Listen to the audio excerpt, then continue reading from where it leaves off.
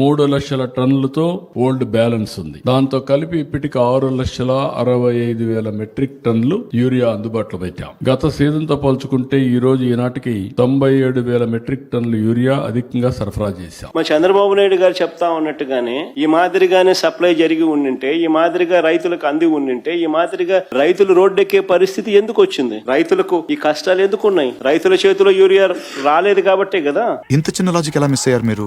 కర్నూలు జిల్లా ఎమిగనూరులో ఎరువులు పక్కదారి పట్టిస్తూ పట్టుబడిన టీడీపీ నేతలు, పల్నాడు జిల్లా దాచేపల్లి 165 బస్తాల ఎరువులు అక్రమంగా తరలిస్తూ పోలీసులకు చిక్కిన టీడీపీ నేతలు, యూరియా పంపిణీలో టీడీపీ నేతల అరాచకం, 70 టన్నుల యూరియా మాయం. ఒకవైపున ప్రభుత్వం నుంచి వెళ్లిన యూరియా అంతా కూడా, ఎరువులన్నీ కూడా టీడీపీ నాయకులు దారి మళ్లించి అధిక ధరలకు అమ్ముకుంటా ఉన్న పరిస్థితి. మరోవైపు ప్రైవేట్ కి ఏదైతే వీళ్ళు అధికంగా కేటాయించిన ఎరువులు ఏదైతే ఉన్నాయో వాళ్ళు దాన్ని బ్లాక్ చేసి బస్తా ఏకంగా 267 రూపాయలు బస్తా యూరియా ఉంటే దానికన్నా 200 రూపాయలు అధికంగా, 200-250 రూపాయలు అధికంగా దాన్ని బ్లాక్ చేసి స్కేర్సిటీ క్రియేట్ చేసి బ్లాక్ లో అమ్ముతా ఉన్న పరిస్థితి. దాదాపుగా 200 నుంచి 250 కోట్ల రూపాయల స్కామ్ ఇది.